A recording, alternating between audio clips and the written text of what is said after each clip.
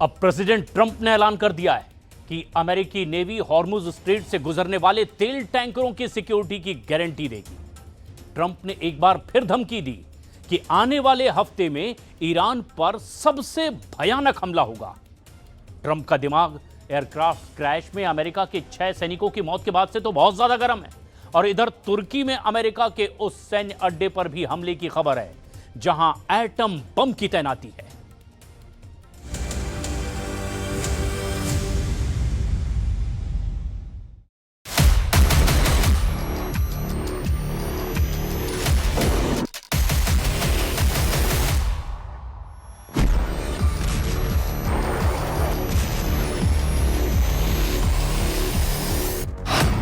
Trump का refuelling aircraft KC-135 भस्म। Trump का तुर्की वाला इंसिरलिक एयरबेस धुआं धुआं। ट्रंप का जंगी बेड़ा लिंकन आग में घिरा। सुपर पावर को युद्ध में दिखने लगी हार।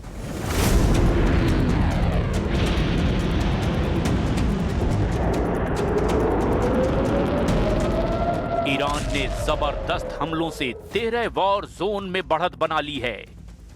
खाड़ी से तुर्की तक ईरान की मिसाइलें उड़ रही है। समुद्र में ईरान की बारूदी सुरंग फट रही है। ईरान ट्रंप को संभलने का मौका नहीं दे रहा है। ईरान ने इस्राइल को सोचने का वक्त देना भी बंद कर दिया है, क्योंकि मुस्तफा खामनेई लड़ाई को निर्णायक मोड़ पर लेकर आ चुके हैं। वजह है अमेरिका और इजराइल के हथियारों की बर्बादी। अमेरिका के सैन्य अड्डों की कमजोरी ने ईरान के हौसले बुलंद कर दिए हैं। अमेरिका के सबसे कुख्यात जंगी हथियारों की हवा खराब हो चुकी है। ट्रंप के 4 जंगी लड़ाके युद्ध में बेमौत मारे गए हैं। ईरान से लड़ाई शुरू होने के बाद ट्रंप के 3 F-15E स्ट्राइक ईगल्स कुवैत में ढेर हुए।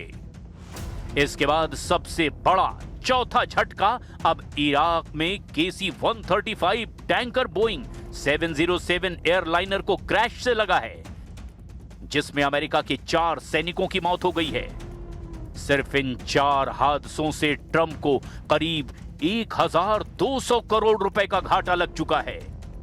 यह नुकसान कई गुना ज्यादा हो सकता है, क्योंकि अमेरिका ने कई हथियारों की तबाही को गुप्त रखा हुआ है। इराक के आसमान में 2 एयरलाइनर उड़ रहे थे। उनमें से एक जलकर राख हो गया, दूसरा बच गया। लेकिन ईरान के सटीक हमलों से अमेरिका के जंगी बेड़ों को बचाना अब मुश्किल लग रहा है। ईरान के इस्लामिक रिवॉल्यूशनरी गार्ड ने दावा किया कि उन्होंने अमेरिका के कैरियर लिंकन को मिसाइलों और ड्रोन से दहला दिया है।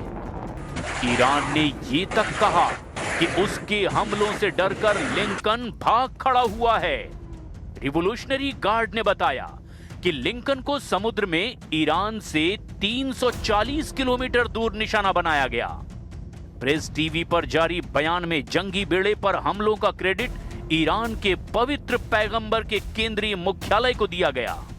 हालांकि अमेरिका ने ईरान के हमलों की पुष्टि नहीं की, लेकिन ट्रंप की टेंशन तुर्की में बढ़ गई है, जहां ईरान ने सबसे घातक हमला शुरू कर दिया है।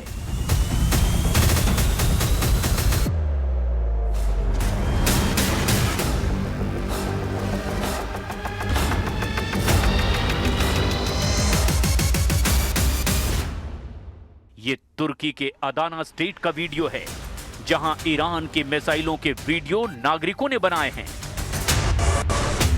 सोशल मीडिया में ऐसे वीडियो पोस्ट करके दावा किया जा रहा है कि पूरी रात मिसाइलों के धमाकों को महसूस किया गया। रॉयटर्स की रिपोर्ट के मुताबिक ईरान ने तुर्की का इंसिरलिक सैन्य अड्डा फोड़ डाला है। तुर्की के इस मिलिट्री बेस पर अमेरिका और नेटो फोर्स की तैनाती है। अमेरिका ने तुर्की के इंसिरलिक बेस पर अपने एटम बम को तैनात कर रखा है। चश्मदीदों के हवाले से रॉयटर्स ने जानकारी दी कि पूरी रात मिलिट्री बेस के आसपास के घरों की खिड़कियां हिलती रही। हालांकि तुर्की ने ईरान के नए हमलों पर कुछ खास नहीं कहा। तुर्की ने सिर्फ ये दावा किया कि नेटो फोर्स ने ईरान की तीसरी मिसाइल के हमलों को इंटरसेप्ट किया, जिसका मतलब है ईरान 3 बार तुर्की को तेवर दिखा चुका है। ईरान ने सबसे पहले 4 मार्च को तुर्की पर मिसाइल दागी थी। इसके 5 दिन बाद यानी 9 मार्च को तुर्की पर ईरान ने मिसाइलों की बौछार कर दी और फिर 13 मार्च को तीसरा बड़ा हमला कर दिया। तुर्की ने तेहरान से मिसाइलों के हमलों का जवाब मांगा है। इसके साथ तुर्की के विदेश मंत्री ने खुलकर ईरान का साथ देने का ऐलान किया। हकान फिदान ने कहा कि ईरान में गृह युद्ध भड़काने की साजिश करने वालों को तुर्की सबक सिखाएगा। Öte yandan ayrılıkçı senaryoların bu kez İran için gündeme getirilmek istendiğini görmekteyiz. İran'da iç savaş çıkarmayı ve etnik veya dinsel fay hatları üzerinden çatışmaları körüklemeyi hedefleyen her türlü plana sonuna kadar karşıyız. Bu tip maceralara karışmak isteyenleri şimdiden uyarıyoruz. Hiç kimse böyle bir hayalin içerisine girmesin. तुर्की बड़ी दुविधा में है। एक तरफ Trump का डर है, दूसरी तरफ मुसलमान मुल्क होने की मजबूरी। तुर्की खुलकर ना ईरान के खिलाफ जा रहा है और ना ही युद्ध में ट्रंप का साथ दे पा रहा है।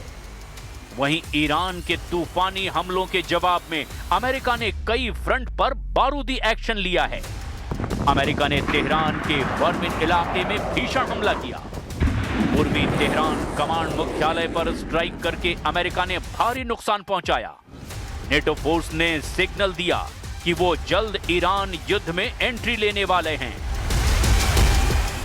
ईरान समर्थित पीएमएफ के ठिकानों पर नेटो ने हमला शुरू कर दिया है, मगर ईरान को अपने बढ़ते दुश्मनों के नंबर से फर्क नहीं पड़ रहा, क्योंकि ईरान का वॉर प्लान ऐसे कमांडर ने तैयार किया है जिसका दिमाग दुधारी तलवार कहा जाता है। ये है ईरान की एलीट फोर्स आईआरजीसी के पूर्व chief major general Mohammad Ali Jafari. Revolutionary लड़ाके जनरल जाफरी की बनाई रणनीति से दुश्मनों से टकरा रहे हैं। जनरल जाफरी के गुप्त ऑपरेशन ने इजराइल और अमेरिका के मंसूबों को नाकाम किया है। जनरल जाफरी का करियर ईरान की एलीट फोर्स आईआरजीसी में एक इंटेलिजेंस यूनिट में शुरू हुआ था। जाफरी ने 1979 से 1989 तक चले ईरान इराक युद्ध में हिस्सा लिया था। उस दौरान वो धीरे धीरे आगे बढ़ते रहे। साल 1992 में उन्हें आईआरजीसी की ग्राउंड फोर्सेस का कमांडर बनाया गया। इसके साथ ही आईआरजीसी के स्पेशल यूनिट सरल्ला के भी वो चीफ बने। सरल्ला यूनिट के पास तेहरान की रक्षा का जिम्मा होता है।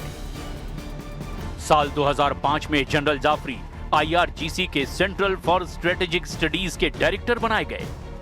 2 साल बाद साल 2007 में जाफरी आईआरजीसी के कमांडर इन चीफ बने।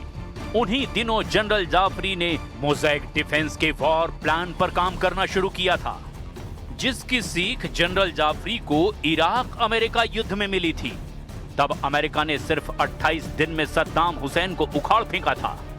सद्दाम के खास कमांडरों के सफाए के बाद ही युद्ध का फैसला हो गया था। फिर अमेरिका ने सद्दाम को पकड़कर फांसी पर लटका दिया था।